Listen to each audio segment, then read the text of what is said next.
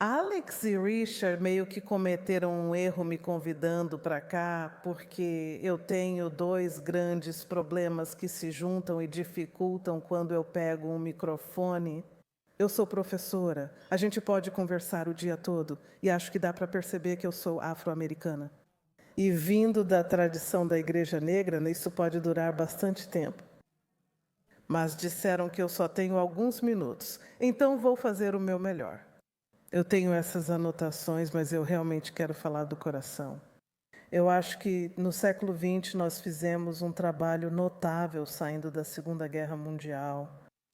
Salvamos o mundo, o Ocidente e oferecemos oportunidades para muitos. Nós demos o exemplo da democracia multiétnica mais funcional do mundo. Talvez não sejamos mais isso. Achávamos que tínhamos derrotado o comunismo ou que derrotamos o fascismo e o nazismo. E no final do século XX achávamos que tínhamos derrotado o comunismo, o antissemitismo, mas não tínhamos enfrentado muita coisa. Na verdade, não havíamos vencido tanto assim. Nós comemoramos a vitória nos anos 1940, mesmo tendo reconhecido Israel. Celebramos vitórias nos anos 80 e 90 com as revoluções coloridas. Achávamos que a democracia, a paz e a liberdade iriam se espalhar. Mas o que deixamos passar no final do século XX é o fator que estamos enfrentando agora. E esse foi o surgimento do islamismo radical. Ainda não tínhamos o vocabulário para isso. A Revolução Iraniana nos impactou diretamente porque não entendíamos seu real significado. O presidente Jimmy Carter fez o melhor que pôde. Mas havia algo numa tempestade se formando que viria a definir as primeiras décadas do século XXI. O 11 de setembro, como costumo dizer, pegou os Estados Unidos de surpresa na história. E não digo isso como uma crítica ao governo de George W. Bush, porque havia grandes estadistas, como Condoleezza Rice, Dick Cheney, Don Rumsfeld, Colin Powell, entre outros, que estavam prontos para desenvolver uma grande estratégia para os Estados Unidos e para o mundo. Mas toda a energia foi direcionada para proteger o país, para lutar na guerra global contra o terror. Mas o que não entendíamos era que a guerra global contra o terror era um sintoma, não o problema. O problema era o islamismo radical, mas não se podia dizer isso. Então, se você olhar os documentos do governo daquela época e até depois, é sempre guerra global contra o terror, nunca islamismo radical, nunca islamismo, nunca islamista. É isso que enfrentamos agora. E o 7 de outubro me abalou muito porque me fez perceber tudo o que deixamos passar no mundo universitário. Nós estávamos nos enganando. O antissemitismo que vemos agora não é novo, não é mais dramático. Isso já existe há muito tempo. Quando eu estava vindo para cá, pensei, por que estou nessa luta? Por que estou fazendo isso há tanto tempo? E por que eu continuo? E eu penso na época em que eu tinha 19, quase 20 anos, começando meu doutorado em Harvard, tendo crescido na Bay Area, nunca tinha ouvido uma palavra contra judeus. Essa foi uma infância notável, então eu cheguei em Harvard. E depois do terceiro comentário, mais ou menos, sendo tão rápida quanto eu era, eu disse que estava do lado deles e nunca olhei para trás. É disso que precisamos. Precisamos de mais disso, não de menos. E eu consegui, na minha mente, dissipar todos os opostos binários que me diziam naquela época. E desde então, negros são contra judeus, judeus são contra cristãos, judeus odeiam árabes, judeus destroem palestinos. Todos esses opostos binários estão errados. Eles são falsos, democratas são melhores, republicanos são piores. Todas essas coisas têm sido usadas realmente para nos dividir, para destruir Israel, para prejudicar os judeus, para demoli-los no mundo. E eu simplesmente vi isso de forma diferente, porque, como Léo Terrell disse, tudo o que você precisa fazer é estudar a história. E a história da nossa nação é bem diferente do que o CAI-16 tem contado aos nossos jovens, enquanto estamos focando em acabar com as políticas trans em nossas escolas. Quantos, além de Léo, estão tirando o antissemitismo dos livros didáticos, das salas de aula dos professores? É um processo muito longo. Porque nós comemoramos nossas vitórias em relação a alguns dos grandes ismos, mas o que realmente permanece é o islamismo.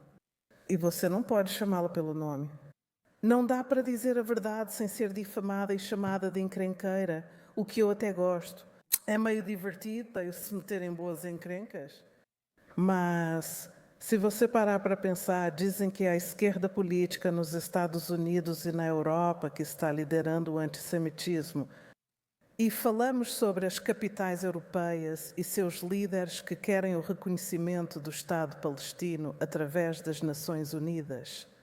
Mas e quanto ao antissemitismo da direita? Podemos falar sobre isso? Podemos falar sobre o quanto isso é poderoso? Podemos falar sobre o fato de que o foco tem sido no Oriente Médio, mas o que está acontecendo no Ocidente é tão mortal quanto, se não mais, porque é mais organizado e é o centro do antissemitismo. É bem financiado e, sem isso, aqueles no Oriente Médio não teriam chance alguma. Essas são as razões pelas quais estou aqui hoje, porque estamos apenas começando. E sempre achei, como adulta, que o antissemitismo é o sinal de alerta em uma sociedade. E seu gêmeo é o racismo contra os afro-americanos. Quando essas duas coisas começam a acontecer, há uma doença na sociedade que não pode ser vencida. E as mentiras que nos contam para dividir negros e judeus acabam esta noite. A mentira que eles nos contam... Obrigada. A mentira que eles nos contam de que judeus sefarditas participaram do tráfico de escravos. Eles eram os grandes escravizadores. Não é bem assim. A mentira que nos contam de que negros e judeus trabalharam juntos para transformar a América e, consequentemente, o mundo nos anos 50 e 60, que essa aliança, chamada de Grande Aliança, nunca poderá voltar porque estava enraizada na justiça social. Os judeus ficaram ricos, nós não, nós focamos em ações afirmativas. Eles priorizaram riqueza e conquistas, isso não é verdade. A justiça social, como uma interpretação da Bíblia hebraica, já é motivo suficiente para haver uma coalizão entre negros e judeus, mas existem muitos outros motivos. Ao desmascarar grandes mentiras, teremos uma força poderosa. E eu gostaria de argumentar que os judeus realmente precisam de nós pelo simples fato, e isso é algo que tem sido difícil para mim acreditar, mas já me disseram muitas vezes, já li isso muitas vezes, não existem mais do que 15 a 20 milhões de judeus na Terra. Isso é verdade? Em um mundo com 8,1 bilhões de pessoas, você meio que precisa dos negros, porque no continente estamos crescendo rápido e somos bons lutadores. A gente gosta de uma boa luta, somos boas pessoas.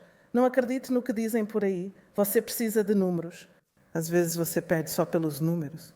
Mas o que é notável sobre Israel é que ele derrota todos os seus adversários, 7, 8, quantos forem, com poucos soldados, e nunca pede para ninguém lutar por ele, só para apoiar o esforço.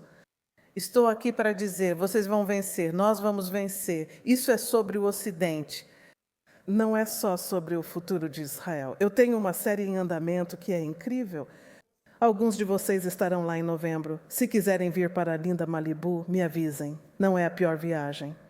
Nós vamos vencer porque estamos unificados e as mentiras que nos dividiram estão desmoronando. Há mais afro-americanos, mais acadêmicos que estão com vocês porque agora temos uma oportunidade para isso. Nós vimos como é a destruição. Sabemos que isso precisa ser resolvido com uma vitória total, não uma vitória parcial. Nós não vencemos guerras no Ocidente há muito tempo. Esta precisa dar certo, porque todos nós falhamos se não der.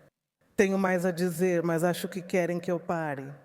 E estou tentando desfazer outro mito de que se você é afro-americana e professora, vai falar por muito tempo. Muito obrigada.